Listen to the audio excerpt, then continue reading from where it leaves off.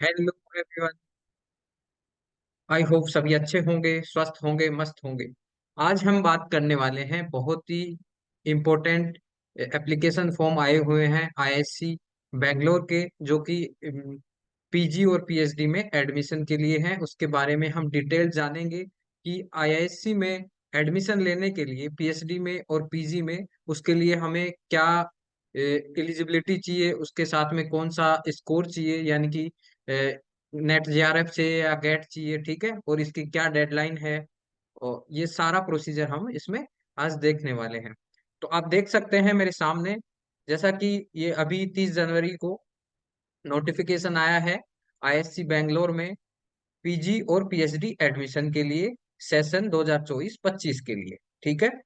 तो अब सबसे पहले तो हम देखेंगे कि यहाँ पे जो एप्लीकेशन इनवाइट किए गए हैं वो कौन से प्रोग्राम के लिए इनवाइट किए गए हैं, ठीक है। तो सबसे पहले तो हम देख रहे हैं यहाँ पे तो यहाँ पे देखिए, application are invited for eligible applicant for admission to regular. पहला है रिसर्च प्रोग्राम, पीएचडी और एमटेक रिसर्च के लिए। दूसरा है course programmes in engineering, MTech और एमडीज एम एम मैनेजमेंट के लिए। और तीसरा है कोर्स प्रोग्राम इन साइंस। अब देखिए यहाँ पे MSc in life science, MSc के लिए भी यहाँ पे फॉर्म इनवाइट किए गए हैं, and MSc in chemical science.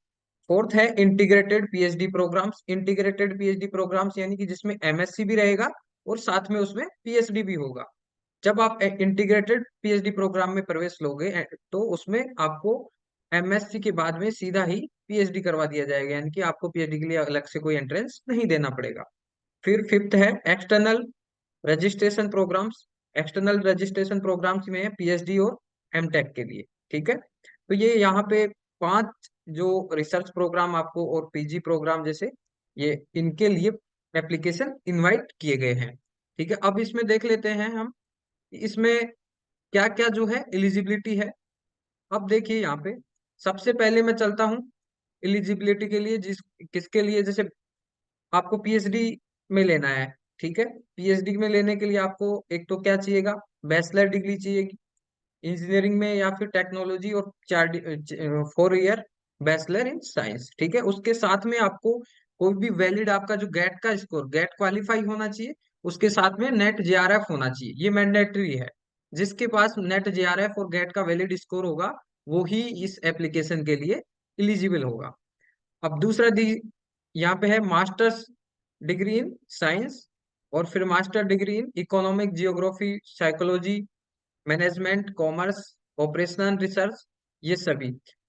यानी कि आपके पास में या तो मास्टर डिग्री होनी चाहिए, ठीक है, और बैचलर डिग्री के लिए कौन सी होनी चाहिए, बीटेक वाली, ठीक है। बीटेक, अगर आपने बीटेक किया है तो उसके साथ में, बीटेक के साथ में आपके पास होना चाहिए गेट का स्कोर और नेट जेआरएफ। और अगर आपके पास मास्टर डिग्री की है, एमएससी की है, तो फिर आपको या तो एमएससी होनी चाहिए, और फिर इकोनॉमिक्स में होनी चाहिए, या जियोग्राफी में, साइकोलॉजी में। उसके साथ में आपको क्या होना चाहिए, आपके पास में वैलिड गेट का स्कोर होना चाहिए या नेट जेआरएफ होना चाहिए। यही सभी सभी में जैसे यही है कि मास्टर डिग्री होनी चाहिए, या फिर अगर आपने बीटेक की है तो बीटेक की डिग्री होनी चाहिए। इसके साथ में देखो मेन चीज क्या है, यहाँ पे वही इलिजिबल होगा जिसके पास में वैलिड गेट का स्कोर होगा या नेट जेआरएफ होगा, ठीक है। अब देखिए यहाँ पे एमएस एमबीए होना चाहिए, उसके साथ में गेट होना चाहिए और नेट जेआरएफ होना चाहिए। और यहाँ देखिए फिफ्थ में देखिए graduates of any course with minimum duration of 4 years. अब देखिए 4 ईयर वाला जो कोर्स है, ग्रेजुएट हैं अगर आप तो, लेकिन आपके पास होना चाहिए 4 ईयर वाला, 3 ईयर वाला कोर्स यहाँ पे नहीं चलेगा, ठीक है।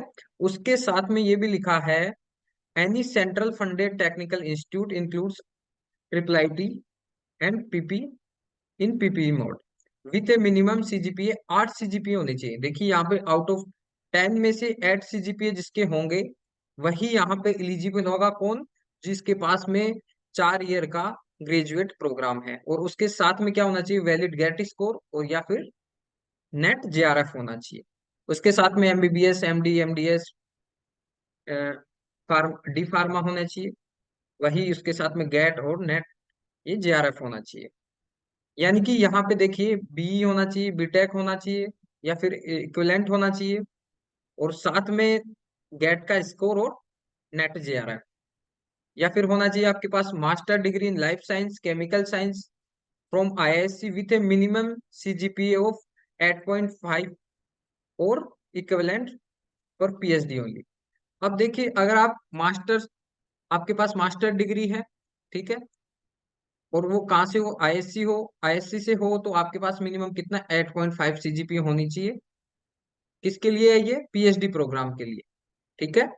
और नेट जेआरएफ होना चाहिए और वैलिड गेट स्कोर होना चाहिए। ये चीजें आपके पास में एलिजिबिलिटी के लिए होनी चाहिए, ठीक है। तो यहाँ पे क्या देखने को मिला? मेन मेन मेन चीज तो अपने को देखने को मिला कि अपने पास में वैलिड गेट स्कोर और नेट जेआरएफ होना अनिवार्य है। इन सभी में आप तभी एलिजिबल होगे। यही इसके साथ में देखिए, यही बता रखा है कि नेट जेआरएफ ये सब होना चाहिए, डीबीटी वाला ये सारा। अब आगे चलते हैं सिलेक्शन प्रोसीजर में। अब देखिए इसमें क्या होगा, candidate are short listed for an interview based on their performance in the national entrance test और qualifying degree in details in about table. अब देखिए, इंटरव्यू के लिए शॉर्टलिस्ट वही किया जाएगा जो कि नेशनल एंट्रेंस टेस्ट में उसकी रैंक के आधार पे या फिर क्वालिफाइंग डिग्री में जो डिटेल दी हुई है उनके आधार पे, ठीक है। और फिर जो भी इंटरव्यू में परफॉर्मेंस होगा उसके अनुसार आपको आगे प्रोसीड किया जाएगा, ठीक है। अब एक्सटर्नल रजिस्ट्रेशन प्रोग्राम कौन कौन से? पीएचडी के लिए और एमटेक रिसर्च के लिए। अब इन सब में भी क्या होगा, पहले तो इसका मतलब दिया हुआ है कि इसका मतलब क्या है, यानी कि professional for R and D organisation industries and, फिर दिया हुआ है faculty members from engineering agriculture pharmaceutical veterinary medical college universities recognised by the appropriate government agencies. अब एलिजिबिलिटी इसमें वही है, एक तो सीएसआई या यूजीसी नेट होना चाहिए, जेआरएफ होना चाहिए, कोई भी आपके पास में क्या होना चाहिए, वैलिड फेलोशिप प्रोग्राम आपके पास में होना चाहिए। यानी कि जैसे जेआरएफ है, डीबीटी वाला है, जैसे यहाँ देखिए डीबीटी का दे रखा है, आईसीएमआर जेआरएफ दे रखा है, सीएसआईआर यूजीसी नेट जेआरएफ दे रखा है, या फिर गेट दे रखा है, ठीक है। आपके पास में होना चाहिए कोई भी एक फेलोशिप होनी चाहिए। तो इसके साथ में दिया हुआ है। और फिर ये सब होने के बाद में आप एलिजिबल हो, फिर आपको इंटरव्यू के लिए कैसे, इंटरव्यू के लिए शॉर्टलिस्ट किया जाएगा और परफॉर्मेंस के अनुसार आपको फिर आगे सेलेक्ट किया जाएगा। अब देखिए, कोर्स प्रोग्राम्स इन इंजीनियरिंग। अब इंजीनियरिंग में कौन कौन से कोर्स हैं, ठीक है। तो उसमें होगा एमटेक प्रोग्राम्स होंगे, ठीक है। ये सारा जो एमटेक प्रोग्राम्स के बारे में दिया हुआ है कि कैसे लेंगे। जो एमटेक में एडमिशन होगा उसमें सिलेक्शन प्रोसीजर होगा किसके अनुसार? बेस्ड ऑन 100% गेट स्कोर के आधार पे यहाँ पे सिलेक्शन होगा। जिनके पास में ये डिग्रियां हैं, एरोस्पेस इंजीनियरिंग है, ये जो डिपार्टमेंट्स हैं उनमें। बाकी जैसे aerospace engineering, computer science engineering, civil engineering, material engineering, sustainable technologies, इन जो डिपार्टमेंट में है जो सिलेक्शन किससे होगा?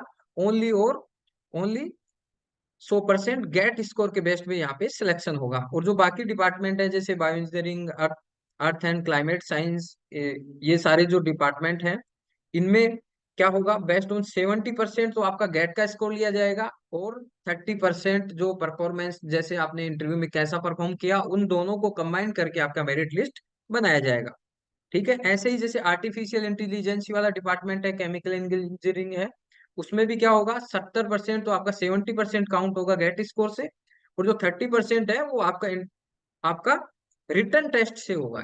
यहाँ पे क्या दे रखा है, रिटर्न टेस्ट और गेट स्कोर, तो इन दोनों का कंबाइन करके फिर मेरिट लिस्ट बनाई जाएगी। फिर कंप्यूटेशनल एंड डाटा साइंस है, इसमें भी रिट इसमें देखिए 70% गेट स्कोर होगा, और जो बाकी 30% होगा वो रिटर्न टेस्ट प्लस इंटरव्यू को आधार मान के उनका मेरिट लिस्ट फिर निकाला जाएगा। अब यही एलिजिबिलिटी जैसे अपने बात करें तो यहाँ पे क्या होगा कि जो भी एप्लीकेंट्स हैं वो मिनिमम जो सेकंड क्लास उनके पास डिग्री होनी चाहिए, और इक्विवेलेंट और बैचलर डिग्री होनी चाहिए, appropriate field of engineering technology, bachelor in engineering, BTech, BR, ठीक है। इन सब में ये सारी डिग्री होनी चाहिए, और उनके पास में क्या होना चाहिए, वैलिड गेट स्कोर कौन सा मान्य होगा? 2022 वाला, 2023 और 2024 वाला, ठीक है। यानी कि 2022 से लेके 2024 तक जिसने भी गेट को क्वालिफाई किया है वो बंदा यहाँ पे एलिजिबल हो सकता है। ठीक है। अब इसके बाद में चलते हैं, ये बात कर ली यहाँ पे कि स्पॉन्सर्ड कैंडिडेट्स होंगे जो, यानी कि इनको फेलोशिप यहाँ से मिलेगी। इसके बाद में हम बात करते हैं मास्टर्स ऑफ डिजाइन। ठीक है। जो कि department of design and manufacturing offer करता है। इसके लिए जो एलिजिबिलिटी होगी वो वही होगी, एक तो बैचलर डिग्री होनी चाहिए, उसके साथ में गेट स्कोर होना चाहिए। और गेट स्कोर कौन सा, या तो 2022, 2023 और 2024 वाला ये वैलिड होगा। ठीक है। सिलेक्शन प्रोसीजर की बात करें तो इसमें दिया है कि सिलेक्शन प्रोसीजर के लिए 70% तो आपको क्या चाहिएगा, गेट का स्कोर काउंट होगा, प्लस 30% जो है वो काउंट होगा आपके इंटरव्यू से। ठीक है। तो फिर दोनों को कंबाइन करके आपकी मेरिट लिस्ट तैयार की जाए। अब चलते हैं masters of management. Masters of management में अगर आपको एडमिशन लेना है तो उसके लिए आपको एक तो आपके पास में बैचलर डिग्री होनी चाहिए इन इंजीनियरिंग टेक्नोलॉजी, एंड इसके साथ में गेट का स्कोर होना चाहिए, वही गेट का स्कोर 2022, 23 और 24 का काउंट होगा। उसके साथ में कैट का स्कोर भी काउंट होगा, अगर आपके पास कैट का है तो 2023 का, और जीमैट स्कोर भी काउंट होगा एज ऑन 1 अगस्त 2024। ठीक है। अब सिलेक्शन प्रोसीजर कैसे होगा, अब इसके लिए आपको एक तो क्या होगा, शॉर्टलिस्ट होगा। आपको शॉर्टलिस्ट किया जाएगा ये गेट के स्कोर के आधार पे, या फिर आपके पास कैट का है या जीमैट का है। फिर आपको इंटरव्यू होगा। इंटरव्यू फिर ये कंबाइन किया जाएगा इन सबको, जैसे कि 15% तो गेट कैट और जीमैट का स्कोर लिया जाएगा, 15 यूजी की परफॉर्मेंस कितनी रही है उसका स्कोर लिया जाएगा, प्लस 30% जो आपका कम्युनिकेशन स्किल्स लेंगे, और 40% जो है आपका काउंट करेंगे इंटरव्यू से। तो इन सबको कंबाइन करके फिर मेरिट लिस्ट तैयार की जाएगी। ठीक है। ये बात थी मास्टर्स ऑफ मैनेजमेंट की। उसके बाद में हम चलते हैं अब एमएससी प्रोग्राम में। अब ये ध्यान देंगे, एमएससी प्रोग्राम में एडमिशन के लिए भी यहाँ पे एप्लीकेशन को इनवाइट किया गया है। जैसे कि पहला है लाइफ साइंस में, अगर आपको एमएससी करना है आईएससी बेंगलोर से, इसके लिए आपको मिनिमम क्वालिफिकेशन होनी चाहिए बैचलर डिग्री। ठीक है। और इक्विवेलेंट डिग्री, बैचलर किस किस में, जैसे कि bachelor degree in physical, chemical and biological science including biotechnology, pharmaceutical, veterinary science and agriculture science. और उसके साथ में ए minimum of first class and equivalent in bachelor in engineering और बीटेक डिग्री। ये जब आपके पास होगी तो आप क्या होंगे, यहाँ पे एलिजिबल होंगे। अब देखिए, इसके साथ में ये तो अपनी डिग्री की बात हुई, अब इसके साथ में ये बोला गया है कि आपके पास जो स्कोर है वो कहाँ से, कौन सी एग्जाम का होना चाहिए। तो आपके पास जो आईआईटी जैम है, बायोटेक्नोलॉजी, या फिर केमिस्ट्री, या फिर मैथमेटिक्स, और या फिर फिजिक्स, इन सब पेपर्स में इनमें से किसी एक पेपर में आप क्या होने चाहिए, एलिजिबल होने चाहिए, यानी कि आपकी क्वालिफाई होने चाहिए आईआईटी जैम में। ठीक है। तो आप फिर यहाँ पे इसमें एडमिशन ले सकते हैं। और उसके साथ में अगर आपके पास में बीटेक और बीई की डिग्री है तो आपके पास होना चाहिए गेट बायोटेक्नोलॉजी, बायोमेडिकल इंजीनियरिंग, और या फिर communication engineering, ecology, mathematics, physics और लाइफ साइंस एक्सेल का पेपर क्वालिफाई हुआ होना चाहिए, तो आप इसमें एलिजिबल होंगे। उसके साथ में केमिकल साइंस में अगर आपको मास्टर्स करना है तो फिर आपके आपके पास मिनिमम होना चाहिए बीएससी की डिग्री, या फिर कोई भी केमिस्ट्री में इक्विवेलेंट डिग्री, जिसमें क्या होना चाहिए, और उसमें एक चीज और दे रखा है, as one of the main subject with mathematics at the PUC और +2 लेवल। आपके पास में 12th क्लास में क्या होना चाहिए, मैथमेटिक्स होना जरूरी है, तभी आप इसमें एलिजिबल होंगे। ठीक है। इसके साथ में आपके पास क्वालिफाई होना चाहिए आईआईटी जेम 2024 का केमिस्ट्री का पेपर आपके पास क्वालिफाई होना चाहिए, तो फिर आप उसमें एलिजिबल होंगे।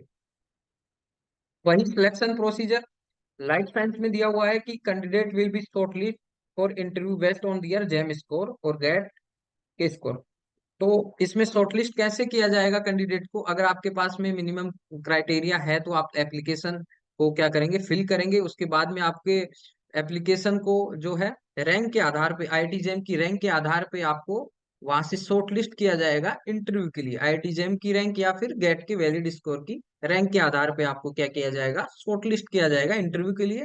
देन इंटरव्यू के जो परफॉर्मेंस होगी उसके आधार पे फिर आपको फाइनली सिलेक्शन होगा, आपका लिस्ट आएगी मेरिट। ठीक है। और ये देखिए यहाँ लिखा है कि selection will be based on 100% performance in the jam 2020। अब देखिए, अब जो केमिकल साइंस का जो पेपर है, केमिकल साइंस में अगर आपको एमएससी करनी है तो उसके लिए इंपॉर्टेंट है कि वहां आपका जो इंटरव्यू का कोई मायना नहीं रखेगा। इसमें लिखा है कि selection will be based on performance in the jam, IIT jam 2024। Chemistry के पेपर में जो रैंक होगी उसी के आधार पे आपको ले लिया जाएगा। यहाँ पे इंटरव्यू का लफड़ा नहीं है। ओनली लाइफ साइंस में क्या होगा, लाइफ साइंस में आपका इंटरव्यू होगा। अगर आपको लाइफ साइंस से एमएससी करनी है तो आपका आईआईटी जैम के रैंक के आधार पे तो आपको शॉर्टलिस्ट किया जाएगा, फिर इंटरव्यू होगा और उसके इंटरव्यू के आधार पे आपको फाइनल सिलेक्शन होगा। लेकिन केमिकल साइंस में ऐसा नहीं है। ओनली रैंक जो आईआईटी जैम के जैम 2024 में केमिस्ट्री के पेपर की जो रैंक है उसके आधार पे आप सिलेक्शन होगा। और फिर नेक्स्ट चलते हैं integrated PhD programmes. Integrated PhD programme क्या है, जिसमें एमएससी प्लस पीएचडी दोनों होंगे। इसके लिए आपको बायोलॉजिकल साइंस में अगर आपको एडमिशन लेना है तो यहाँ पे बैचलर डिग्री होनी चाहिए। किस किस में होनी चाहिए, या तो बायोलॉजिकल साइंस में, इसमें बायोटेक में, फार्मास्यूटिकल, वेटनरी और एग्रीकल्चर साइंस में, या फिर आपके पास बैचलर डिग्री होनी चाहिए इंजीनियरिंग में और बैचलर बीटेक डिग्री होनी चाहिए। और उसके साथ में आपके पास क्या होना चाहिए, वैलिड जैम का स्कोर होना चाहिए 2024 का। बायोटेक में या फिर केमिस्ट्री, मैथमेटिक्स और फिजिक्स में किसी एक में भी आपके पास ये स्कोर होना चाहिए। उसके साथ में केमिकल साइंस में सेम चीजें हैं, उसमें भी बैचलर डिग्री होनी चाहिए और वैलिड गेट का, इसका आईआईटी जैम का स्कोर होना चाहिए। क्वालिफाइड होना चाहिए, क्वालिफाई, और फिर उसके आधार पे आपको शॉर्ट लिस्ट करेंगे। सेम जैसे मैथमेटिक्स में भी ऐसे ही है, फिजिकल साइंस में भी ऐसे ही है। यहाँ पे अगर आपको इंटीग्रेटेड कोर्स में एडमिशन लेना है तो मेन चीज तो क्या है, आपके पास बैचलर डिग्री होनी चाहिए प्लस क्वालिफाई होना चाहिए।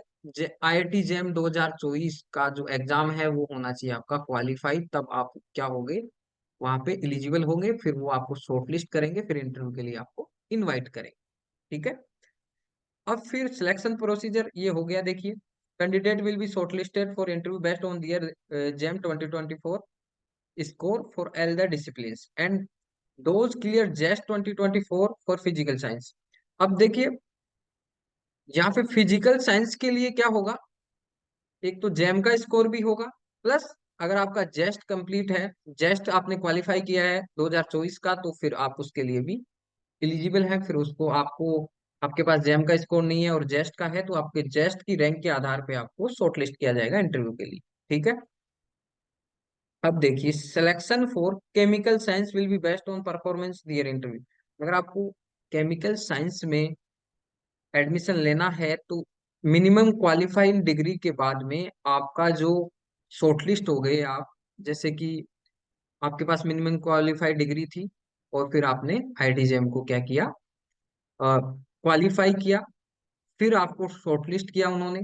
शॉर्टलिस्ट के बाद में जो इंटरव्यू होगा उसी के आधार पे आपका कितना अच्छा इंटरव्यू होता है, जितने भी कैंडिडेट देते हैं तो उसकी जो मैक्सिमम इंटरव्यू में जिसके मैक्सिमम मार्क्स आएंगे उसी को फिर उस हिसाब से आपको फाइनल सिलेक्शन होगा। ये केमिकल साइंस की बात थी। अब biological, physical and mathematical science will be based on combined performance in their qualifying exam and interview. अब देखिए, केमिकल साइंस में तो डायरेक्ट क्या था, वो शॉर्टलिस्ट करने के बाद में इंटरव्यू में जो परफॉर्मेंस अच्छा करेगा उसी का सिलेक्शन होगा। लेकिन बायोलॉजिकल और फिजिकल और मैथमेटिक्स साइंस में क्या होगा, एक तो जो जेम का आपका जो रैंक है वो प्लस इंटरव्यू, इन दोनों को कंबाइन करके फिर मेरिट लिस्ट बनाई जाएगी। तो फाइनल फिर सिलेक्शन उस हिसाब से आपको होगा। और फिर ये आ गया कि अप्लाई कैसे करना है, तो आपको जाना है www.isc.ac.in पे, वहां पे एडमिशन पे और क्लिक करना है। और ये दे रखा है आपको एडमिशन की, ये एप्लीकेशन की डेट दे रखी है जिसकी 5 फरवरी से आपका एप्लीकेशन क्या हो गया है, ओपन हो गया है। और ये 22 मार्च तक लास्ट डेट है, तो आप इसको अप्लाई कर सकते हैं। और ये आपकी एप्लीकेशन फी दे रखी है। जनरल ओबीसी ईडब्ल्यूएस के लिए 800 रुपये है, SC ST PWD के लिए 400 है, और ERP कैंडिडेट्स के लिए 2000 रुपये है। और sponsored candidate from organisation mentioned above as पर इस पैरा में, तो उनके लिए 800 रुपये है। और ये जो फीस है ये नॉन रिफंडेबल होगी। ठीक है। और जितने भी आपको अपडेट्स चाहिए तो ये वेबसाइट है ISC की, उस पर विजिट करते रहिए। और ये सिलेक्शन में ये दे रखा है कि ऐसी इन सब की जो रिजर्व कैटेगरीज हैं उनकी अलग अलग सीटें होंगी। ये था पूरा आज का एडमिशन कैसे की जो कि ISC बेंगलोर ने इनवाइट किए हैं एप्लीकेशन एडमिशन के लिए। एक तो PG में, और PhD के लिए, और एक इंटीग्रेटेड PhD के लिए, ये सारी थी इंफॉर्मेशन। तो आप ने अगर आप इच्छुक हो रिसर्च प्रोग्राम में एडमिशन के लिए, तो इस पे अप्लाई कर दीजिए। और अच्छे से जैम का जो स्कोर है आपका, अगर मान लीजिए आप इंटीग्रेटेड में लेना है तो जैम का स्कोर है उसको आप अच्छे से दीजिए जैम को, और फिर इस हिसाब से आप एलिजिबल होंगे। आज के लिए इतना ही। Thank you. जय हिंद, जय भारत। मिलते हैं नेक्स्ट वीडियो में। Thank you.